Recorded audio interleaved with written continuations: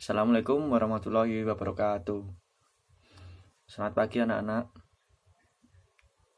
Semoga kalian diberi kesehatan terus ya. Diberi kesehatan, jaga kesehatan. Terus menjalani protokol kesehatan sesuai anjuran pemerintah. Gitu ya. Tetap semangat belajar, tetap belajar di mana saja itu bisa, di rumah bisa. Semua tempat itu adalah sekolah ya, nggak harus di sekolahan. Ya, sebelum kita masuk ke materi, sebelum itu kita berdoa terlebih dahulu. Berdoa dipersilahkan.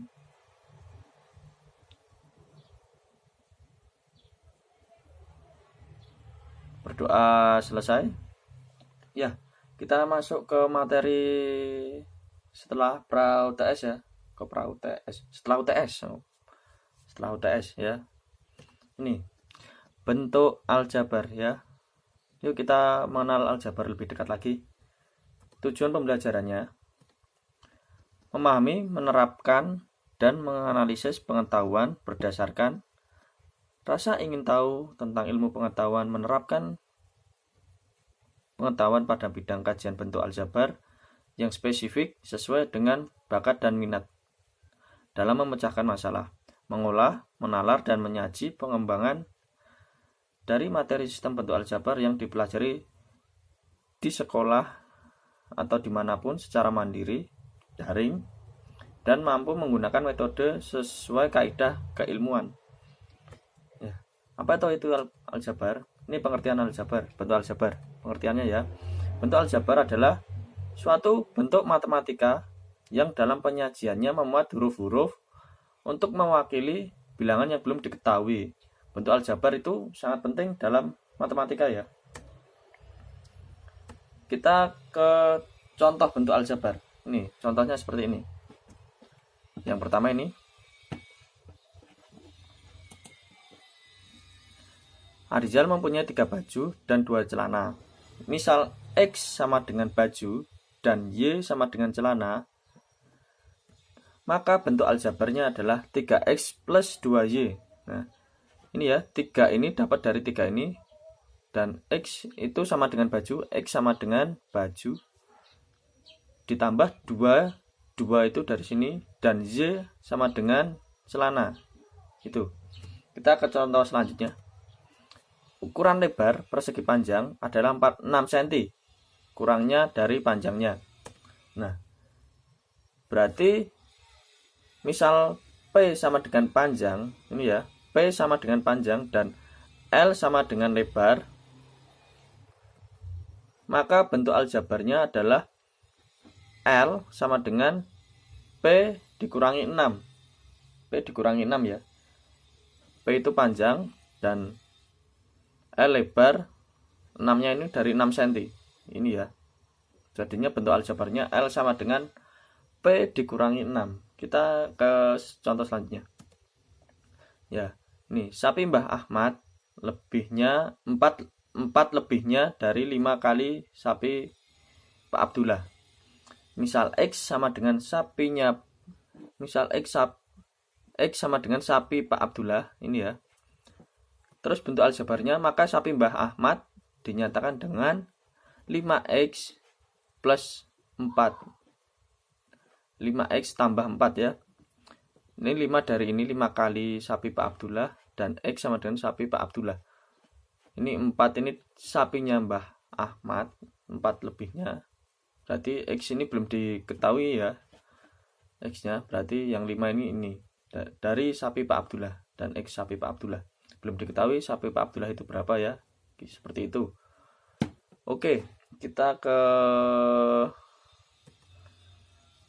unsur-unsur bentuk aljabar ya. Yang pertama adalah variabel. Apa tahu itu variabel? Ini dia. Variabel atau kadang juga disebut peubah adalah lambang yang menggantikan suatu bilangan yang belum diketahui nilainya dengan jelas. Variabel dilambangkan dengan huruf A, B, C, sampai Z. Semua huruf itu untuk melambangkan nilai yang belum diketahui dengan jelas ya.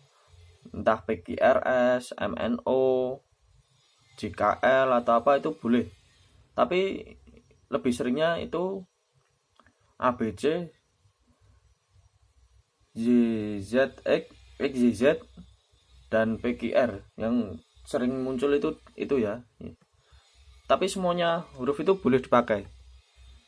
Nih contohnya ya, variabel dari 11x dikurangi 7y adalah x dan y. Nah, ini variabel itu ini tadi ya, menggantikan suatu bilangan yang belum diketahui. Berarti ini belum diketahui ini. Antara ini ya, belum diketahui, dan variabel dari 11x dikurangi 7y adalah x dan y. Nah, hurufnya ini x sama y. Nah, ini seperti ini, dilambangkan dengan ini. Huruf A, B, C sampai Z. Nah, ini. Contoh lagi ya. Variabel dari 2P dikurang 5Q ditambah 6R adalah PQR. Nah, ini hurufnya yang digantikan apa namanya? Dilambangkan dengan huruf. Ini nilainya belum jelas ya berapa, jadinya dilambangkan dengan huruf. Selanjutnya, unsur selanjutnya koefisien. Koefisien adalah bilangan yang melekat dengan variabel. Koefisien 1 dan negatif 1 tidak perlu ditulis. Contoh seperti ini ya. 4x min 9y, koefisien x adalah 4, koefisien y adalah 9. Berarti depannya huruf itu koefisien. Nah, itu depannya x itu 4, depannya y itu 9. Nah, seperti itu. Selanjutnya contoh selanjutnya x kuadrat ditambah 6x ditambah 8.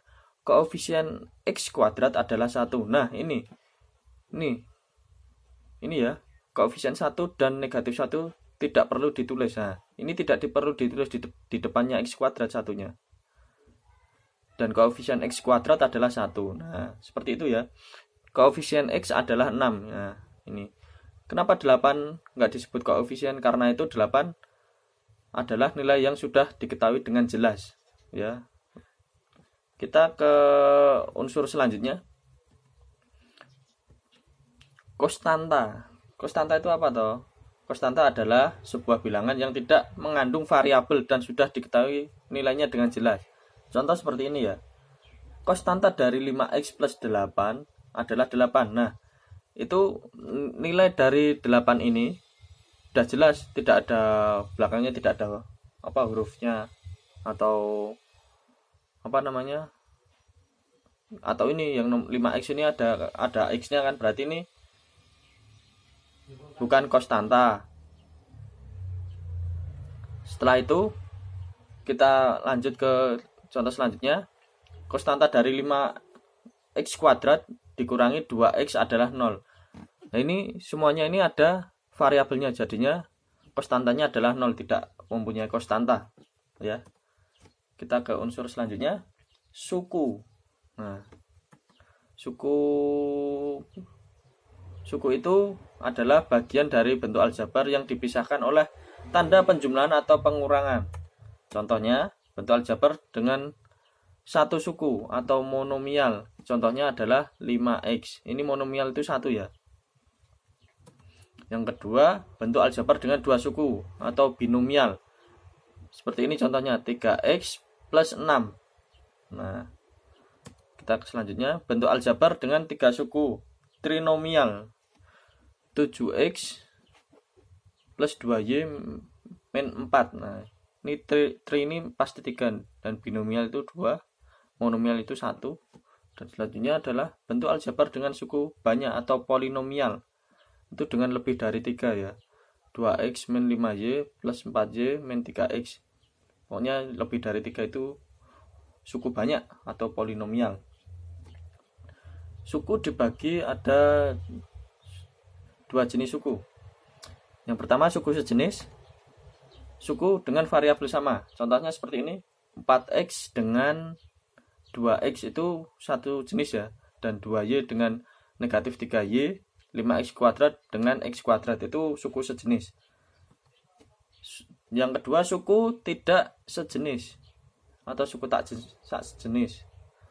Suku dengan variabel berbeda ya. Contoh seperti ini, 2x dan 7Y, 5P dan negatif 3Q, 2X kuadrat dan 2X. Itu sudah tidak sejenis ya, walaupun beda kuadrat, itu sudah tidak sejenis. Nah, dari ini untuk materi ini sudah selesai ya. Tolong diingat-ingat itu.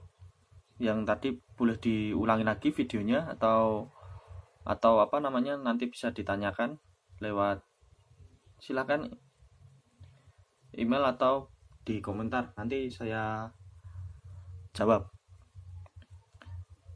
Setelah itu silahkan mengerjakan latihan yang sudah saya sertakan di di link nanti itu Google Form, hanya 10 soal.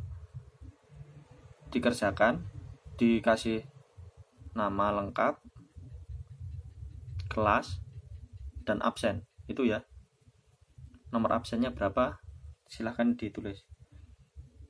Sekian dari saya, kurang lebihnya mohon maaf. Wassalamualaikum warahmatullahi wabarakatuh.